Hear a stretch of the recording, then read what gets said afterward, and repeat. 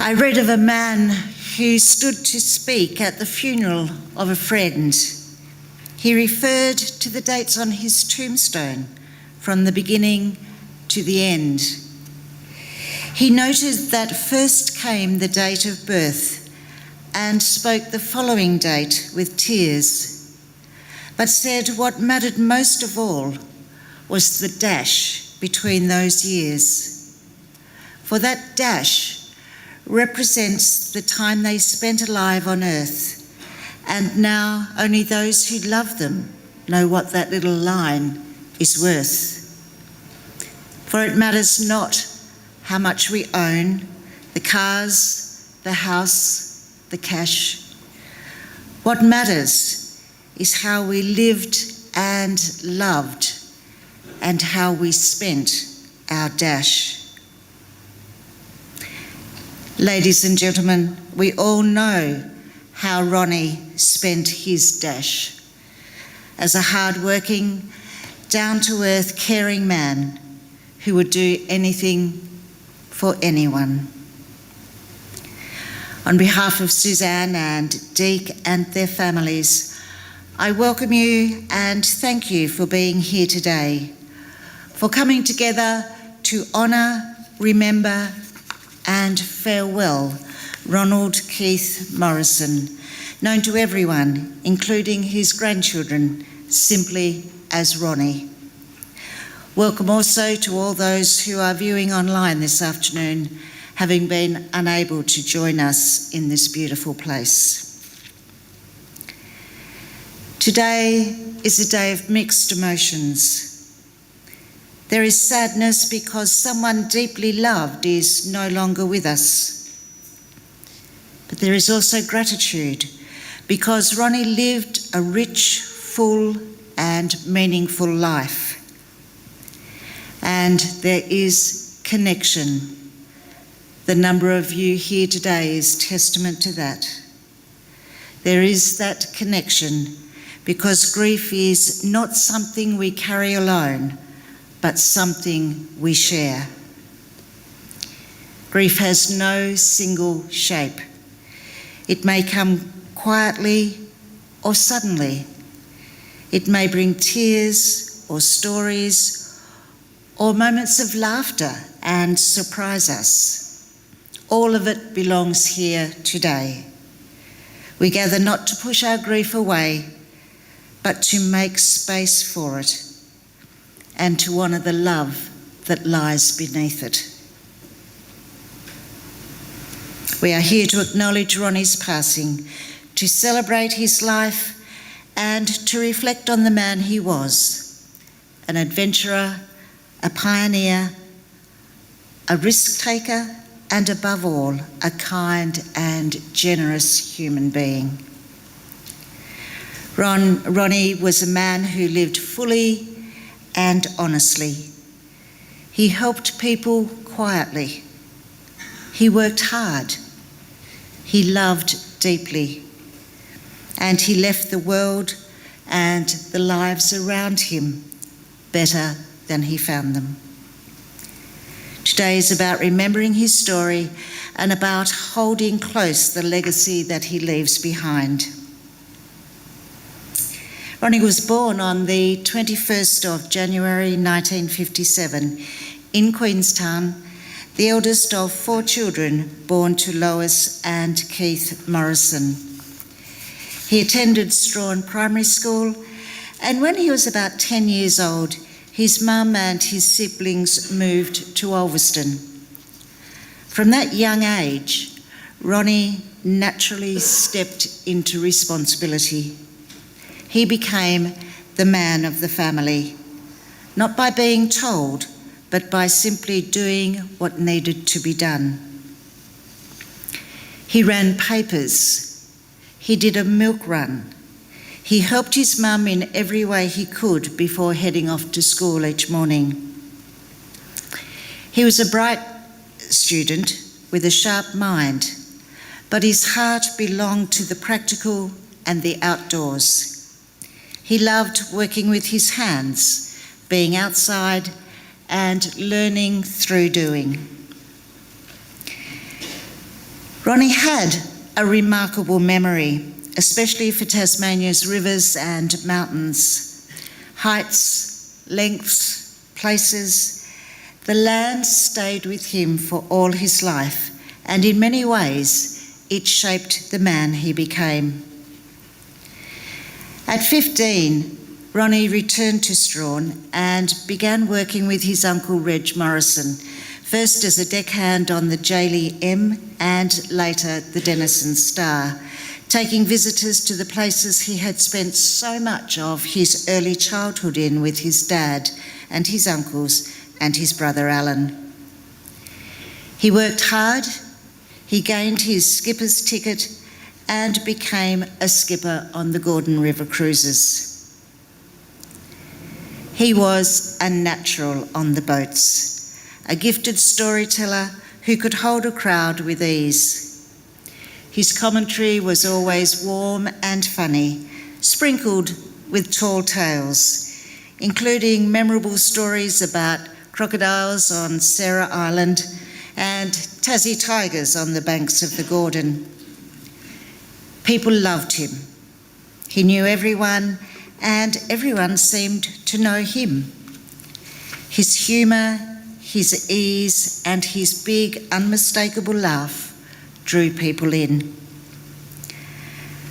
On the 21st of June 1975, Ronny married Laura, an English girl whom he had met while she was visiting her parents in Queenstown. Together, they built a life and a family. Christine, born in 1975, Suzanne in 1976, and Deke, born in 1980. At just 19, Ronny began building the family home, living with Laura's parents, David and Margaret, while he was doing it. That home was completed around the time that Deke was born and has remained the family home ever since. It's a lasting testament to Ronny's skill, determination, and pride in doing things properly. He truly was a man who could do anything he set his mind to. After time on the riverboats, including owning and operating the Jane Franklin, Ronny moved into building and bricklaying homes in Strahan between 1984 and 1988, working alongside his cousin Ian. It was during this time he became very involved with the only sport he thought was any good, wood chopping, which reflected the abilities he had mastered as a kid in the bush. At this time too, West Coast Salmon approached Ronny to run the Alfred Noble at one of their salmon farms that had recently established in the harbour. After 6 months of hard, hands-on work, he moved into a management role. And then in 1990, he was granted his own lease, beginning his own company, Southern Ocean Trout. For the next 25 years, Ronny worked relentlessly, sometimes 7 days a week, long hours, always present.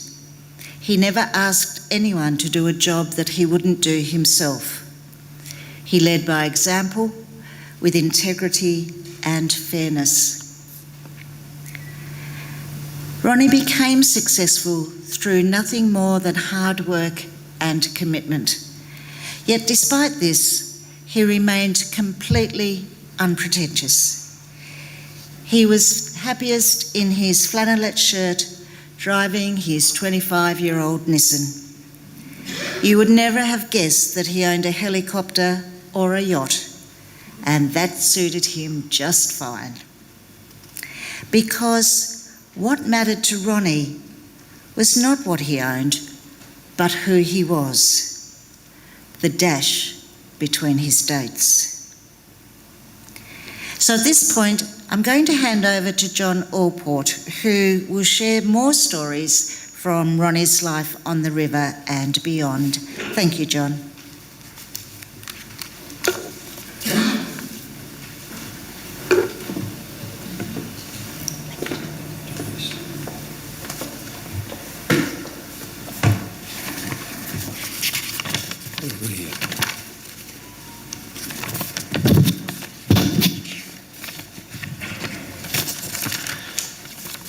Well, the dash, that little mark between the two dates that Ron managed to pack an awful amount into.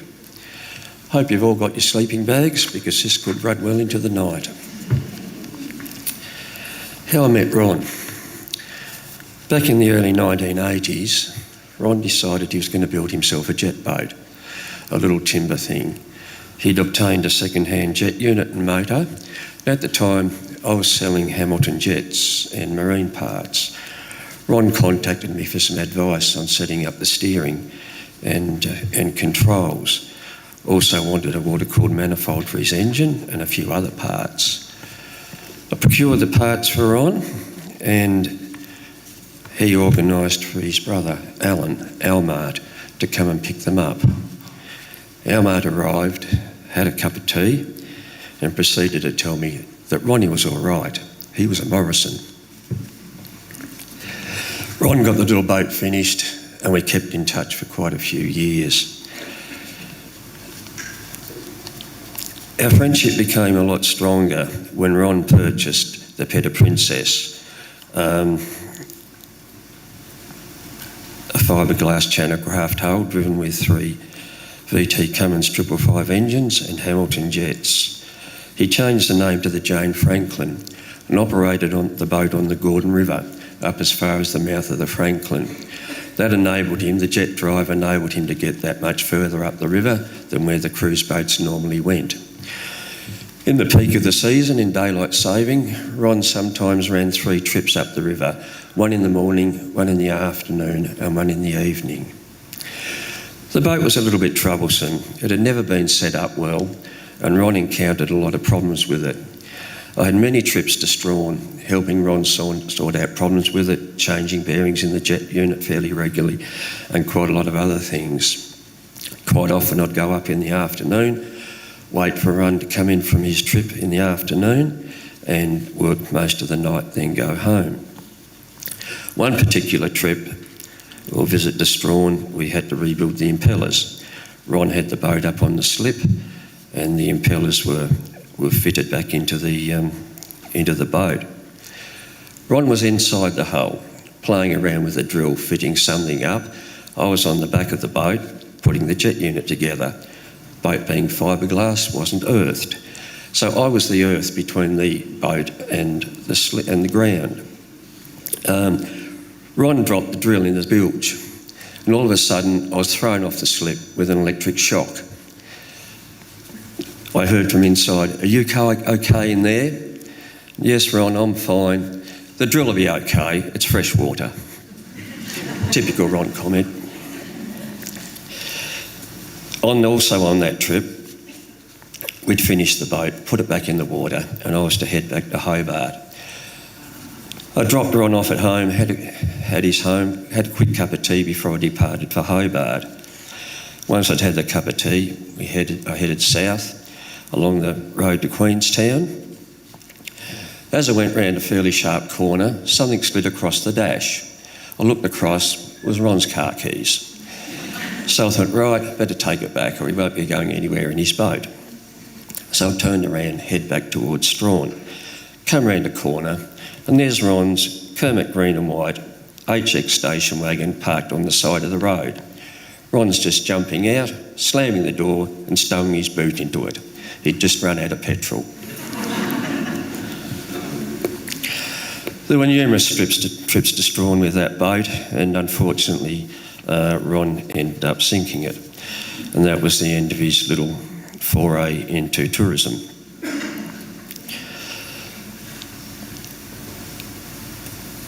A group of us got interested in jet sprinting. The only track at that stage was over in South Australia at Currency Creek. We had numerous trips over there, but on one particular trip, we took a group of fellas from Strawn with us. We organised a plane with Kevin Pearce from Wilderness Air, and he flew us to Victor Harbour. We won't say a lot more about that flight, but Ronny was one of the people in the party that came with us. He did one run navigating for Andrew Dishington in the sprint boat. Andrew's recent comments were, Ronny wasn't much of a navigator from memory. His hands didn't leave the Jesus bar for the entire run. A lot more could be said about that trip, but I think we should leave that for now. We had our little jet boat group together, and there were numerous trips up the Gordon River, generally on the June long weekend. One particular trip, one of the fellas that was with us was Lyndon Rycroft. He had a little boat about 12 foot long. We'd gone up the river, stopped at St John Falls, and we proceeded up to the Franklin, stopped at Shingle Island at the mouth for a cup of tea or a drink. And while we were sitting having that, Lyndon was going round and round and round the island like a dog chasing its tail. Every time he went round, crunch. Round again, crunch. Round again, crunch. And we got a little bit sick of it. So we moved upriver. We came to the big fall. We all looked, sat back, not going to take this one on. Then through comes Lyndon, noses up into the fall. The next thing you know, the boat's tipped over and out comes Lyndon. Ronny manoeuvred his boat very quickly up to beside Lyndon, grabbed hold of him by the life jacket, picked him up and said, "Are you right there, Lyndon?" and dropped him into the boat. I think Lyndon has Ronny to help to thank for still being alive.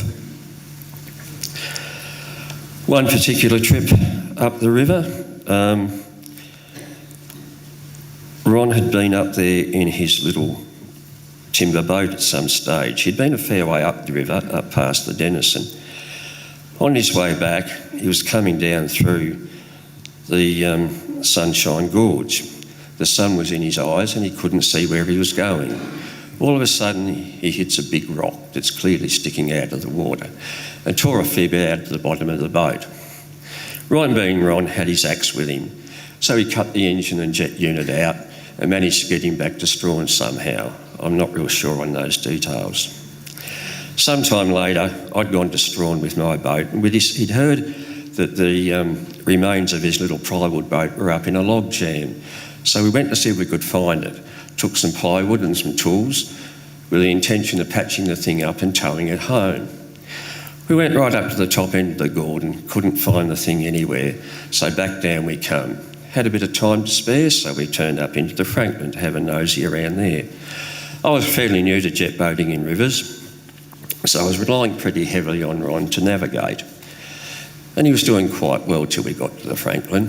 So we turned into the Franklin, all was going well for a little while, and then we came to a passage or an area where I thought we could go one of three ways. I looked to Ron for some direction and didn't get any. He just sat down. The next thing you know, crunch. We'd torn a big piece out of the bottom of the boat. The comment from Ron was, "I didn't think you should have gone through there." Thanks very much, Ron.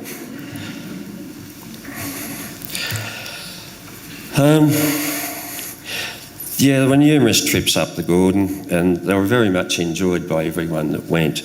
I think everyone that did go has a lot to thank Ron for organising those. First off, he organised, early in the piece, he organised the Alfred Noble to cart the small boats upriver.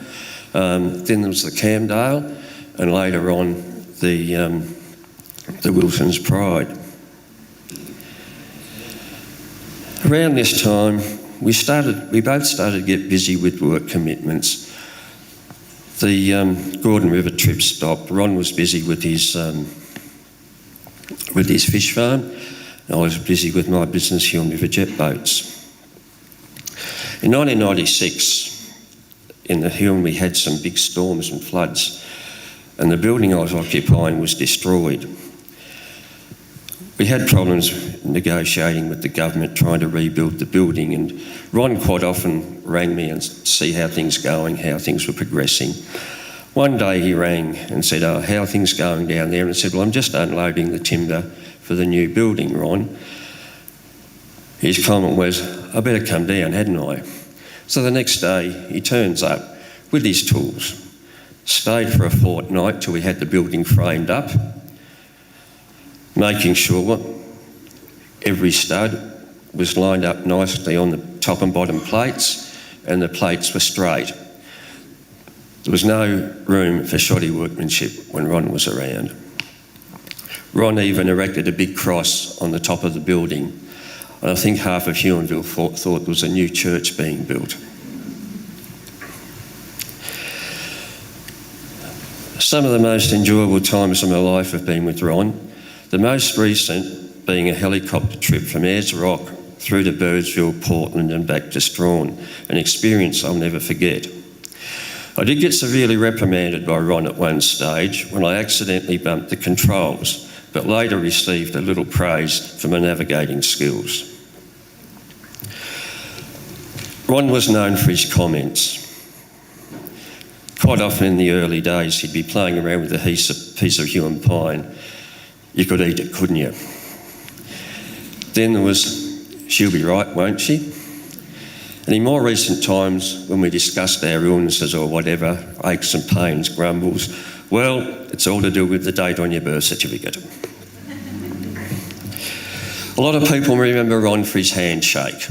I don't know how many people have crumbled from the ground when he's grasped their hand. I learnt fairly early in the piece the best thing to do was go in as hard as you could from the start and then just wait for the pain. Ron had been a friend for 45 odd years. I'd say he's the best mate I ever had, and he'll be very much missed.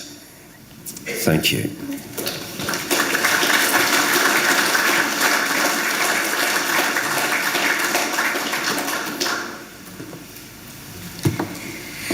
Thank you, John. Your stories really tell something about Ronny, his humour, his competence, and obviously the way he made people feel at ease in his company. Thank you for that. Ronny had a huge heart. He helped the underdog. He helped strangers. If somebody needed groceries, cash, a lift, help by the roadside, Ronny would step in, quietly, selflessly, never for recognition. Family meant everything to him. After the loss of his daughter Christine, Ronny and Laura lovingly stepped in to care for her twins, Chloe and Declan. Ronny was a constant steady presence in their lives, ensuring that Declan always got to his Navy cadet sessions, which led to his bright future in the Navy, which Ron was so very proud of. Chloe will miss the long daily conversations she and Ron had over a cup of coffee, seeing him not just as her grandfather, but as her dearest friend. He meant the world to the twins, and he was so very proud of them. He loved the land and the sea. They were in his blood, the bush, the rivers, the coastline. They were his backyard, and he was passionate about keeping them healthy for the future.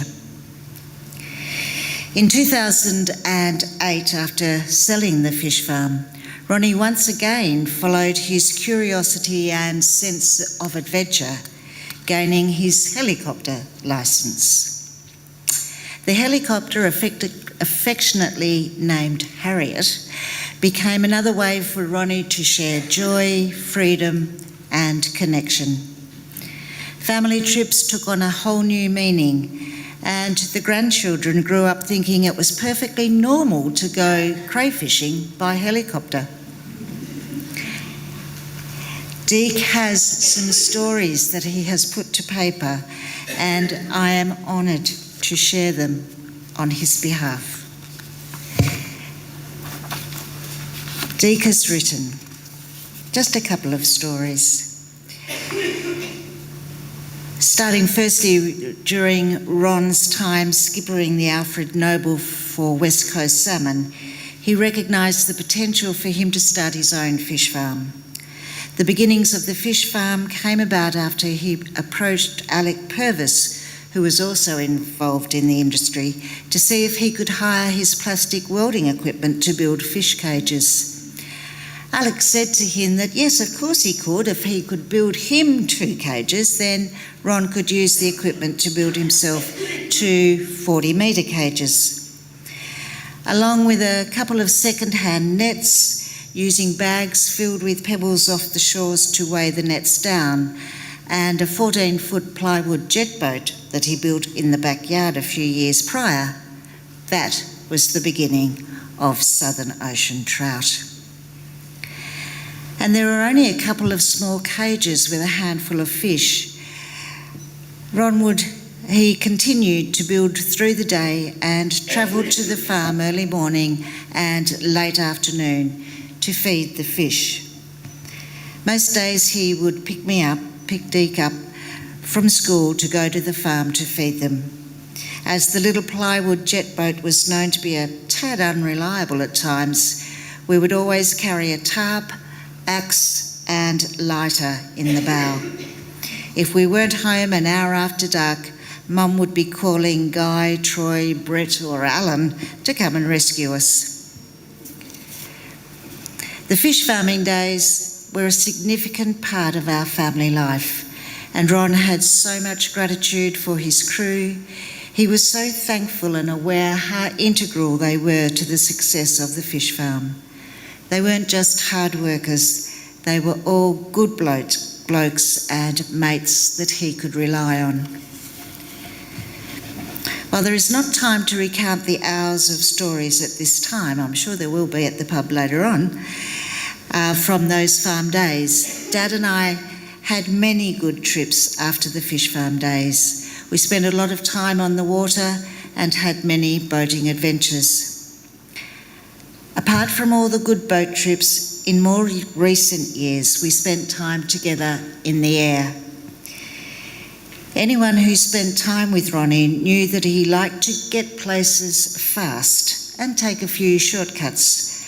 However, when it came to flying the helicopter, he took it seriously and there were definitely no shortcuts. The only time I ever felt worried was on a helicopter trip in New Guinea.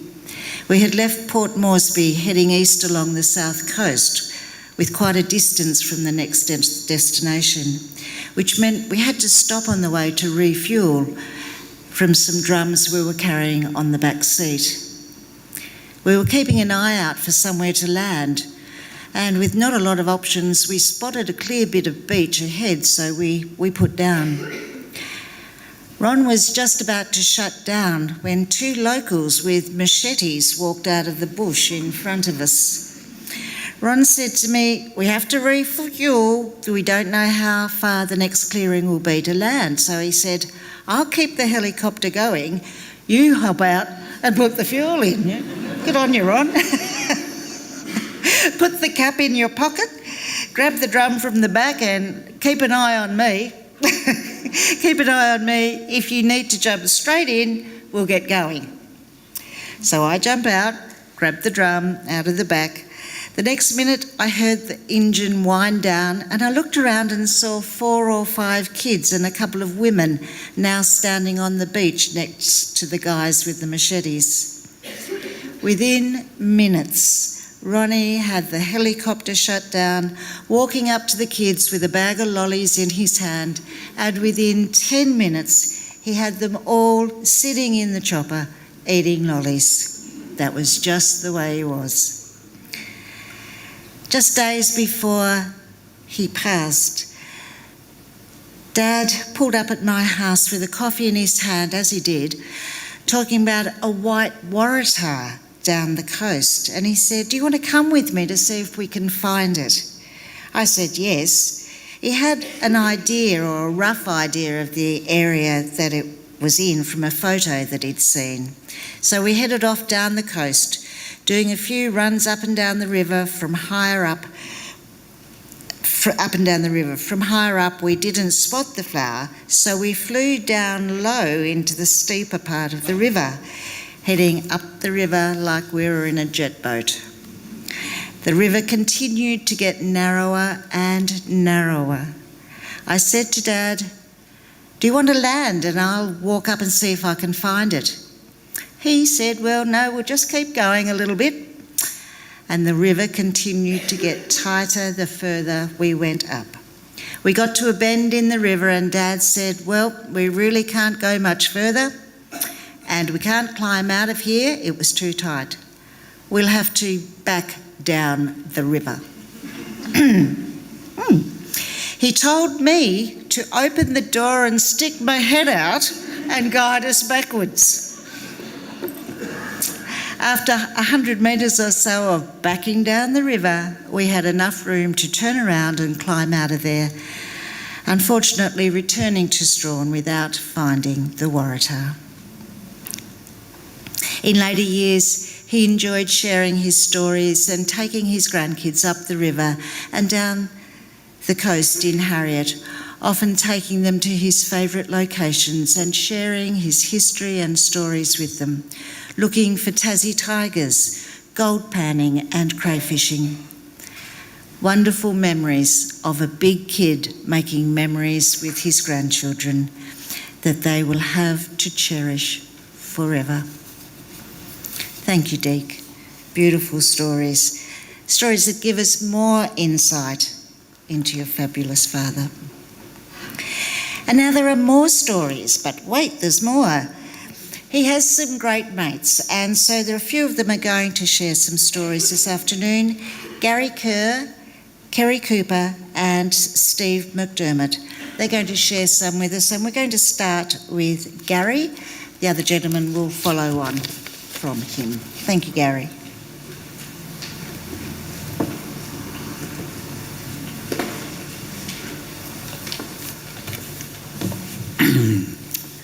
Well, it was a privilege to know Ronny Morrison.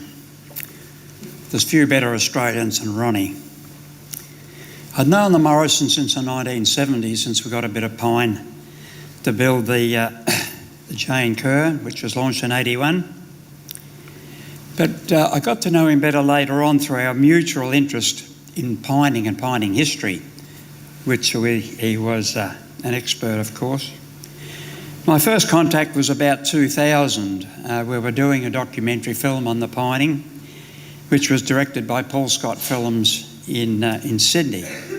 Paul Scott had no appreciation for history, so it was a hard slog.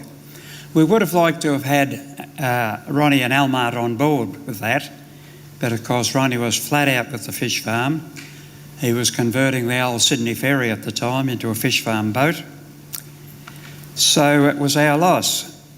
So it wasn't until he sold the farm that he had a little more time, and we began to talk about another film, because a lot had been left on the cutting room floor when we did the first one. So it was a shame to see it wasted, and I could see that Ronny could bring another one together. And with his knowledge of the river and the history, which had been handed down to him through his father and uncles, it was bound to succeed. Now, I won't talk for long because I'm as nervous as a cat, but we'll throw to a little video. I've cobbled a few clips together that'll show us Ronny. Thank you.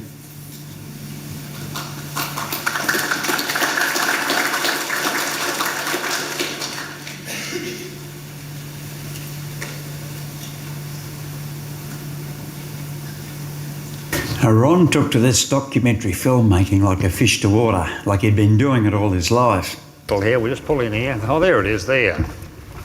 About time. Get up here and have a spell and we'll have a look around. I haven't been here for just over 30 years, friends. Right. Let's see what's left of Uncle Jim's camp. Hang on. Knowledge of the river and his dry humour, and his good looks and his larger-than-life presence were recipes for success. Got a bit of work to do. Right, Let's okay. go. You know, Ronny, I bet those tourists, I bet they saw you as the Clint Eastwood of Strahan. Right turn, Clyde. Yeah. Hey, are we going to cut a log here? No, not here. We'll go up the river. I know there's a couple up here. All right. Ron was never happier than when in the bush, whether it was finding some old relic All the nails are rusted out. See the rust there? Yeah. The hobnails they used to put in. Hobnail boots. Yeah, stop you from slipping on the logs. They're all rusted off, but While refinding the big yew and pine, Rob Parsons found Stannard's gravesite out on the Jane River, with the old yew and pine headstone missing, or should I say headboard. Ron delighted in making a new one and erecting it on site. We had more to do. We were going to build a replica piner's hut for the next Wooden Boat Festival. It was going to be like the one his father built out on the Queenstown Road, where he was on a celery pine job. But that's not likely to happen now. In one interview, I asked Ron about his earliest memories of being in the bush. oh, first memories, I suppose I was only a bit over 3.5, really.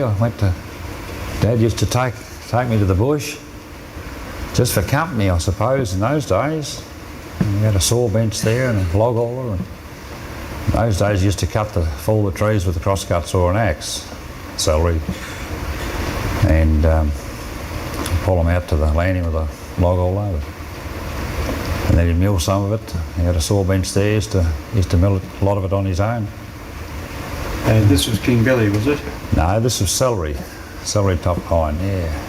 Yeah, Alan and I as kids, we used to spend a lot of time in the bush, right up to when we started primary school, I suppose, when we were about 5. Used to stay in the camp with him sometimes, weekends. And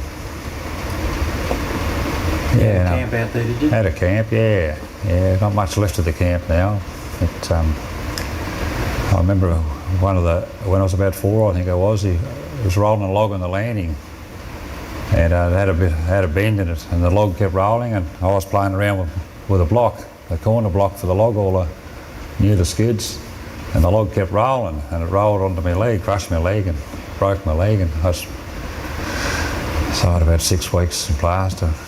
So I just always remember that, he had me sitting up on the saw bench and a cup of black tea, waiting for hours for a car to come along. It was a gravel road in those days, not much traffic around. Oh, when I was really young, yeah, there weren't many horses left then around Strawn. You know, they're sort of all starting to retire, the horses. But I always remember him sitting me up on top of this great giant draft horse. It seemed a giant anyway, but I suppose when you're 3 or 4 years old, everything's big, isn't it? Yeah, when I left school, Gary, I worked with Dad in the bush as well, and worked for Reg on the Denison Star. So I shared a bit. I used to work a little bit in the summertime with Reg, and then we'd go to Hobart. But during the summer months here, after I knocked off work, so at past 3, 4 o'clock, you know, it doesn't get dark till 9 or 10 o'clock, so we'd go away to the bush as well and work till dark on the celery top pine. Oh, I love the bush. It's a great place. Yeah, like can't get a better place to work.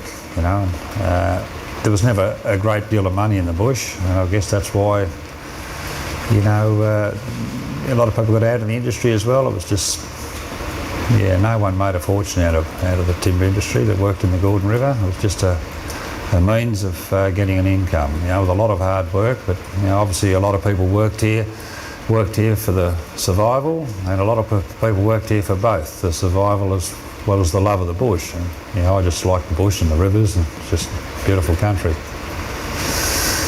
And I just like to, it's just good that other people can probably understand a little bit about what it is that's in these areas before it's all gone, you know, before people that have sort of worked in the area just disappear, and that cultural sort of history or heritage is lost.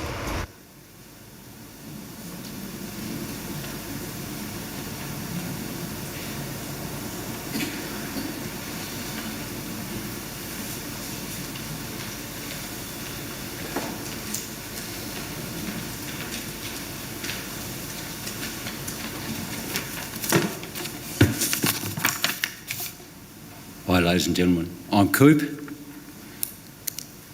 As Ronny would say, we're looking around the room. Look at all the people, Coop, thick as the hairs on a cat's back. To describe a person that emanates humility, compassion, empathy, honesty, unpretentiousness, and a jovial disposition represents the best human being I was lucky enough to find, a true friend. Oh, and then there was Ron. Ronny, or the Big O as I called him, represented what I never found in anyone else, and together we were guilty of the worst practical jokes on people. And some became a big CT or a contract, as Ron would describe anything that took any longer than 10 minutes.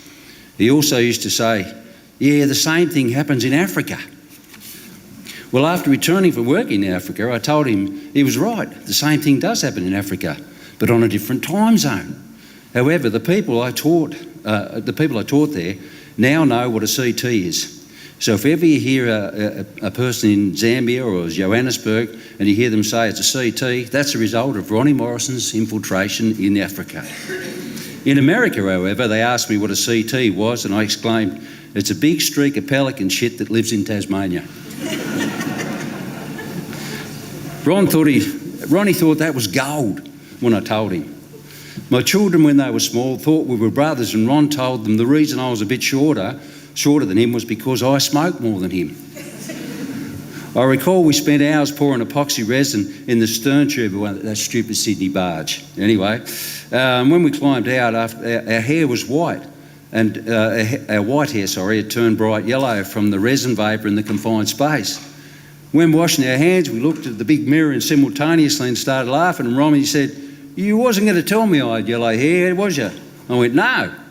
But you wasn't going to tell me either. Absolutely not, Coop. At the shipyard, people were sent to look for us if we went missing because they knew the pair of us would be up to mischief. So this text I got last night, to give you some example, check this out. This is 1 o'clock this morning. I got a text and it said, hi Coop, so sad to hear about Ronny Morrison's passing. I know he was a good mate of yours and a legend. We will never forget when he electrified me in George's car. May he rest in peace. True story. And as I'm about to mention, the usual thing was wiring people's cars so they got an electric shock through the seat when they started their car. However, our piece de resistance was a practical joke where when the person pushed the brake pedal on, the windscreen washer would squirt them in the crutch. I kept saying to him, if you don't stop laughing, we're going to get sprung. I would reiterate, I won't reiterate any further on the practical jokes because some of you will start putting two together. We both had bad backs, or a crook hinge as Ronny called it. So one night, because he wasn't too good, years ago the Roman baths in Launceston were still open. So I said to him, the best therapy, buddy, is just walking in a warm pool. When he was in the spa, I told the pretty attendant to keep an eye on him because he suffered from incontinence and he may piss in the spa. Geez, Coop, that young girl took a shine to me. She kept a close eye on me. The smile on his face was gold when I told him what I'd said to her. There's a good boy, Coop. When he went for his, I must tell you this, pilot's licence. Went for his pilot's licence, and I visited Ron when he was interstate, and actually his pilot training was another outstanding achievement this guy did. But anyway, we went for dinner, and at the restaurant the woman brought his coffee over and moved everything toward Ron on the table and gave me a plastic tumbler half full of water. Righto, what did you tell her? Well, Coop, I told her you shouldn't drink coffee because you've got muscle spasms and you'd probably knock everything off the table if the spasms were really bad. And if it got real bad, you'd piss yourself. I eventually got a coffee, but I eventually did get a coffee, but they gave me my meal on a kid's plastic plate. We didn't see much of each other, but when we called each other, we just took up where we left off previously. Quite unique, really. Always there at the end of the phone for each other when a major occurred. Well, we spent hours on the phone when his daughter Christine passed away. How does any parent mentally compartmentalise in their head the loss of a child? I'm so grateful we managed to talk about it and through it. That was hard yards for the entire family. If a phone call started with, "It's the big O," I knew all was good with him. But if the phone call started with, "How you going?" I knew there was a problem. That's how it was for each other, and we were there for each other when we needed each other. As humans, you're opinionated and cast aspersions of others. Oh, that person's selfish, or that person's an idiot, or whatever. Ron was the only person I'm lucky enough to have known who, in my opinion, was totally exonerated from any applicable label to character. He was just a damn good company and damn good man. What Ron achieved in his lifetime is just incredible and comparable to very few people. Just a doer, and always had something to go on, always had something on the go. I'm truly sorry that Suze, Deke, Chloe and Declan have experienced so much loss at a young age. But to you I say this: don't let loss consume you. You are blessed to have known the very special people you've lost. Aspire to be like them, and whilst you are on that journey, their memory will never be lost.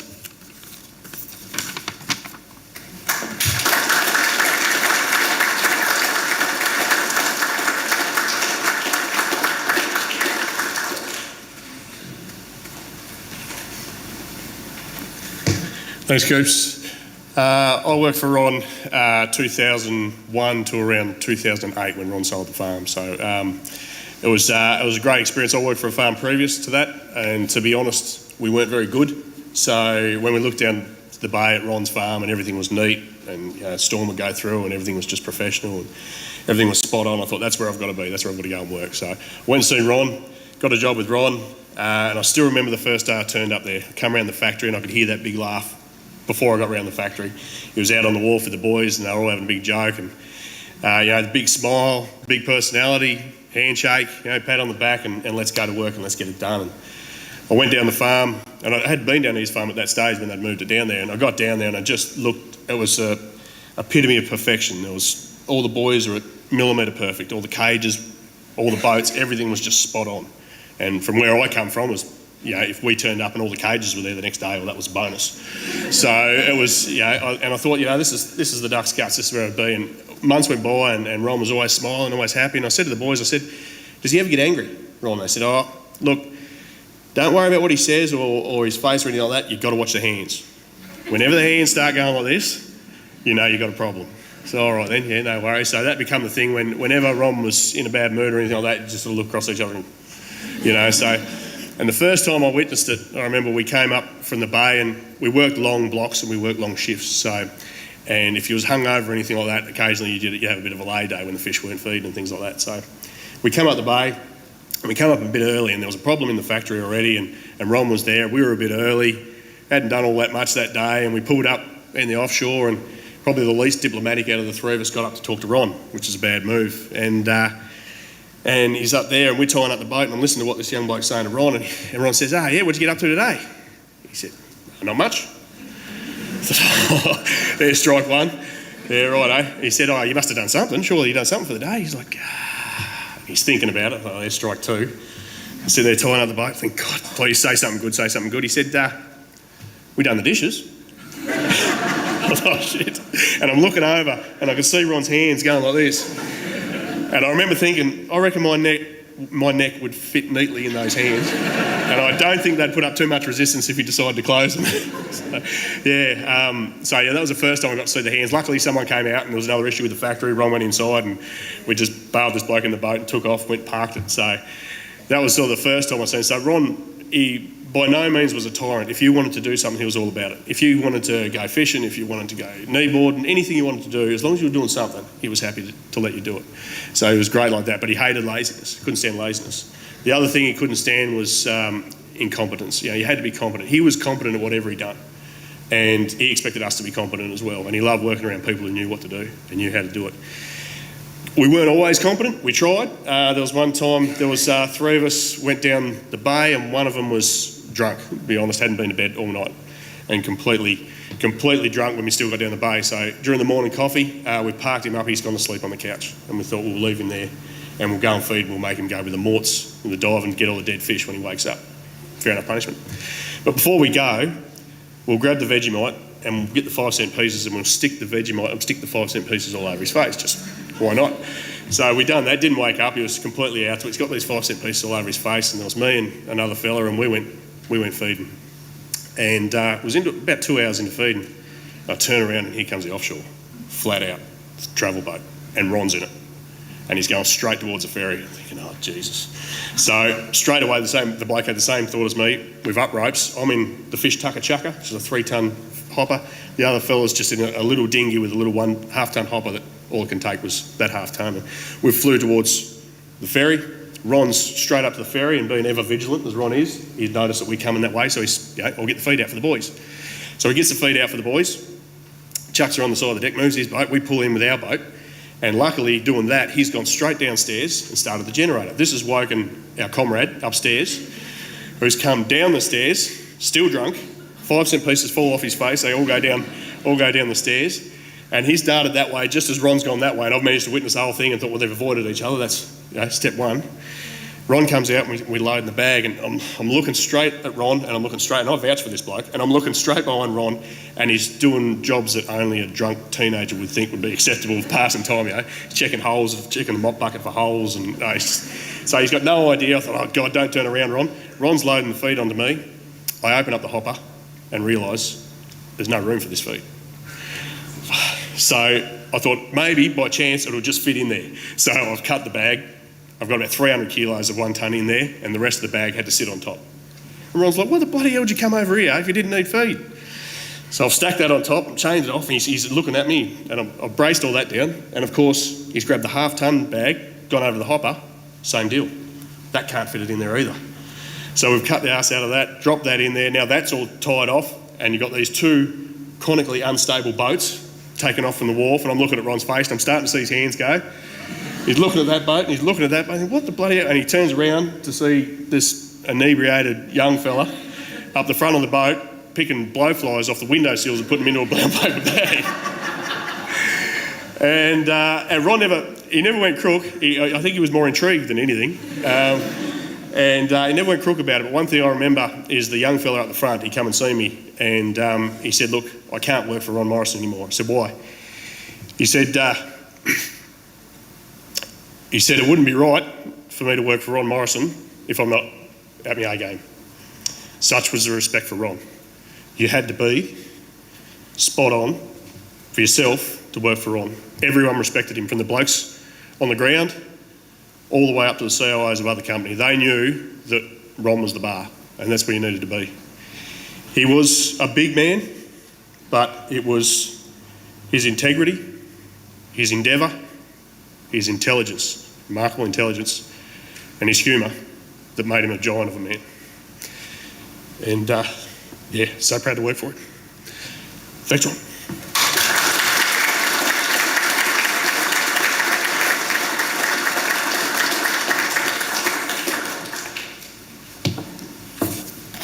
Wow, what great stories, guys. A remarkable man, I'm sure you all agree. What we've heard is incredibly special. There is another tribute, a very special tribute written by his daughter, Susan, and I am deeply honoured to present it on your behalf. She has written, if you know my dad, you know that he had high expectations, which we've just heard, high expectations of workmanship. He will often tell me if a job's worth doing, it's worth doing properly. In recent years, I get a laugh out of listening to Ron, Deke and Kurt denying that they were fussier than the other, because believe me, they are all the same level of fussy. Ronny was a workhorse, and when my husband Kurt first came onto the scene, inevitably he felt the need to test him out. So one very hot 30+ degree day in Strawn, he handed him a shovel to dig the footings on our home extension. They toiled away all day, neither wanting to call it a day before the other. Obviously, Kurt passed the test. Whenever Kurt and I need some help with house jobs, Ron was always there to help us out. He was very particular with any project he worked on, and this often meant it could take a lot longer than I had anticipated. Frustrating at times, but the result was always perfect. In recent years, Dad helped us with the completion of our Somerset home, driving over every day from Forth for months. He had so many other things he needed to take care of, but he ignored them to help us out, and we are so very grateful to him. On completion of the house, I even managed to get him to admit that I wasn't a bad painter. I had passed my apprenticeship finally. Ron established very early on, when the twins were born, that he would not be called a traditional grandparent, making it very clear Ronny would be fine. As many of you know, Ron was always up for a laugh and a stir, and this included his antics with the grandchildren. When he walked into the room, the kids' eyes would light up and they would huddle around him. He told them so many tall stories. They loved their time with him on the boats, fishing trips in the helicopter and treks. Now and then he would take them up the Gordon in his latest quests, sharing his knowledge of the area and teaching them boat and bush skills. In recent years, Ron joined us with the 5 kids for a few weeks on a caravan trip up the Red Dog Trail and exploring in Western Australia. We all have so many good memories of our time with Ron on this trip and other boating trips, and although we had thought we would have many more, we are so grateful for the time we had with him and all he did for us. And then there's a little story that's been written called the Tom Peter story, and it goes like this. On our flight to Early Beach a few years back, Ronny gave me the tablet to manage and look out for other air traffic. Up around Evans Heads, North Coast, New South Wales, Ronny said we were going to fly low along the coast to make up some time. He said the area inland was restricted airspace. It shouldn't be a problem, but keep your eyes out for any other air traffic. About halfway to Ballina, we had to sit down and fuel the chopper, have a bite to eat. So while having a bite to eat, 2 F-35 jets travelling at the speed of light at about 200 metres altitude flew past in the distance. Ronny, I'm not really feeling very confident that I'll see those jets anywhere close to us. It'll be okay, he said. We'll just keep low on the coast, and when we get near Ballina Airport, we'll swing inland and approach from the west. Ronny radioed into the Ballina air controller. The controller asked what direction was he coming from. Ronny responded, I'm coming from the west. A long pause ensued, and Ronny said, I think we're okay, Tommy. The controller came back over the air and asked if Ronny had flown along the coast before turning and coming in from the west. Ronny muted the radio and said, I think we're in deep shit, Tommy. Ronny got a slap on the wrist, and the rest of the trip went to plan. Almost, but that's a story for the pub. Thank you, Susan. And finally, the poem in your service sheet was chosen by Chloe, and she has asked that I share it with you. I know you've probably already read it, but on behalf of Chloe, these were the words she found for Ronny. Do not stand at my grave and weep. I am not there, I do not sleep. I am 1,000 winds that blow. I am the diamond glints on snow. I am the sunlight on ripened grain. I am the gentle autumn rain. When you awaken in the morning hush, I am the swift uplifting rush of quiet birds in circled flight. I am the soft stars that shine at night. Do not stand at my grave and cry. I am not there. I did not die. A beautiful choice, Chloe. So we've heard so much about the life Ronny led.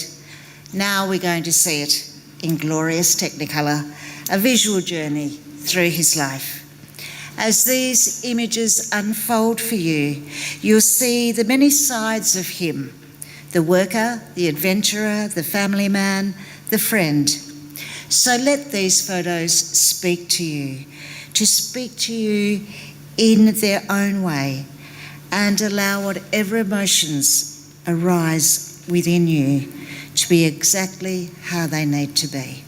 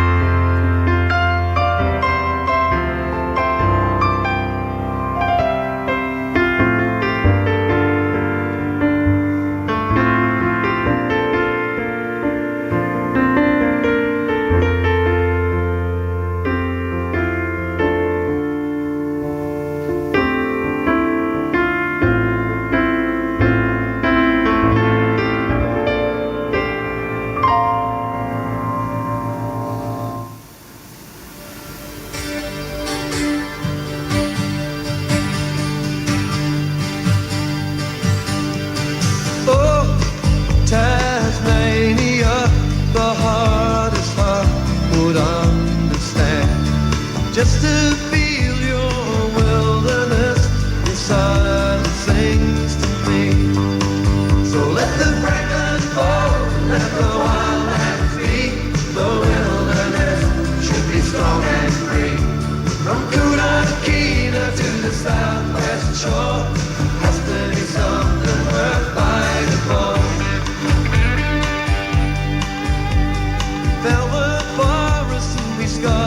land.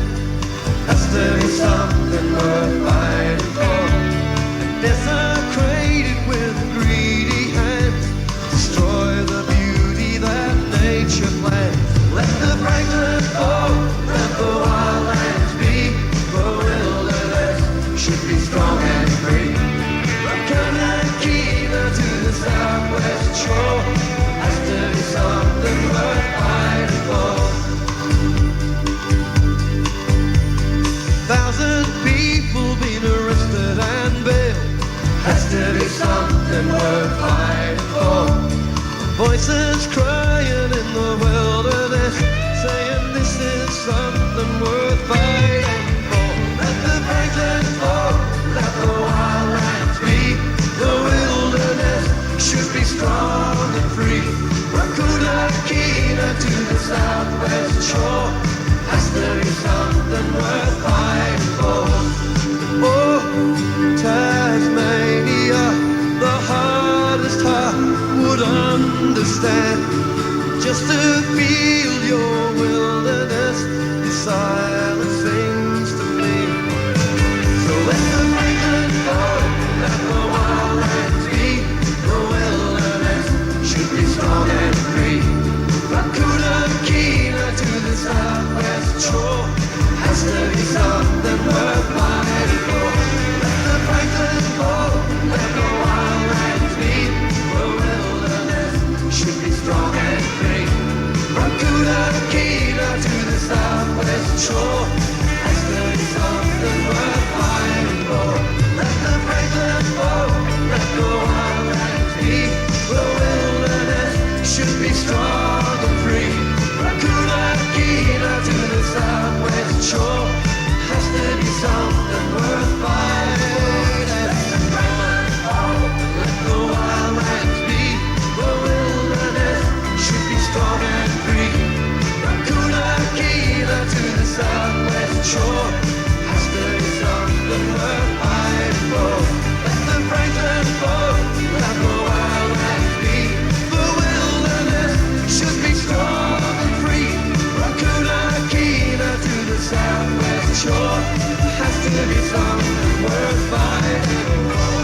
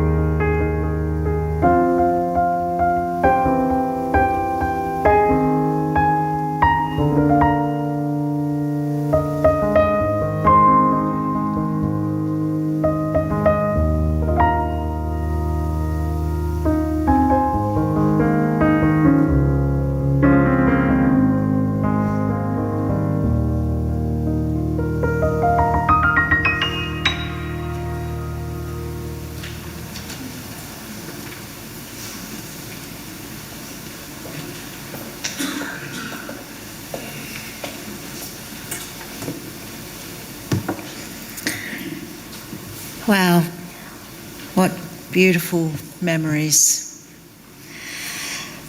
Oh, well, life definitely well lived. So as we come to the close of this service, we say goodbye, not to forget, but to release Ronny with love. Would you all please stand if you are able?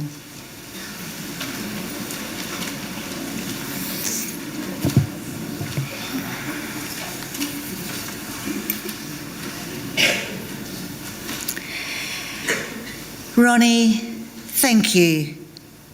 Thank you for your courage and kindness, for your generosity and humour, for the lives you shaped, often without anyone noticing. And now, Ronny, we let you go, not away from us, but back to the places that knew you best. To the bush that shaped your hands, to the rivers that carried your stories, to the sea that matched your spirit, and to the wide open sky you loved to travel.